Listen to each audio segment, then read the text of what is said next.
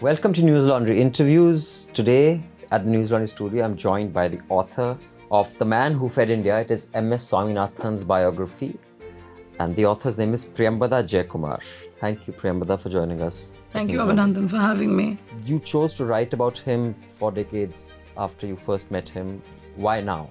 I felt that there were many stories which weren't captured in any of the books, and I felt it was time to kind of bring out the man behind the revolution, the movement. I wanted to highlight the personal stories, the political struggles behind the wheat revolution, because it is looked upon as a turning point in our food security history, but very little is known about the fact that it was actually a political, strategy as well to kind of unleash that. The first clear example of Atmanirbharta in India, in independent India, was actually the Green Revolution. And I didn't know that Time magazine had put him as one of the 3 Indians who have had the most impact. Bapu, Gandhi, him, Tagore. And Tagore. Of course, as a Bengali, you'd say Tagore with the roll of the eyes. Yes, roll of the eyes. But because no Bengali will ever let that No, but just it go wasn't normally. a Bengali who put Tagore as one of the 3. I think it was the Hong Kong office of the Time magazine who did it.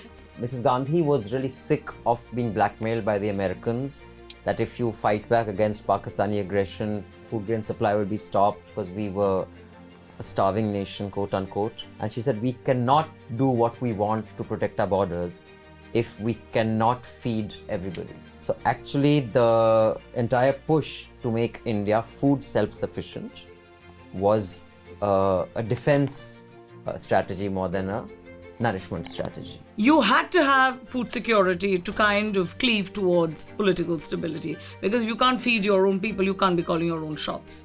It was Mrs. Gandhi's silent support. She walked a very lonely road with her scientists.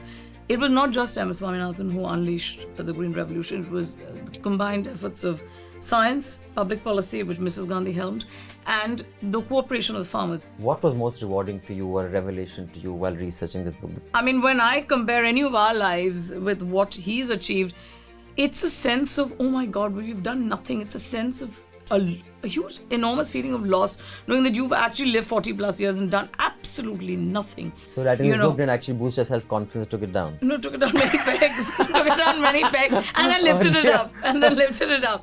And his international kind of exposure helped him because Vietnam, Philippines, Cambodia, Myanmar. He went all over and actually was either a consultant or directly participated in programs. He was directly asked by Mrs. Gandhi on many instances to go so and it was help. Actually also a foreign policy win, He was starting out as a doctor. He was starting to become a doctor, which he abandoned for which this. he abandoned when he saw the Bengal famine unleash itself, and he felt that for an agricultural country like India for its 3 to 5 million people to die, not because it was a failed monsoon, not because it was failed crops, but because it was Winston Churchill's policy. He said, I vowed that I would never ever be part of an India which would see another famine like this.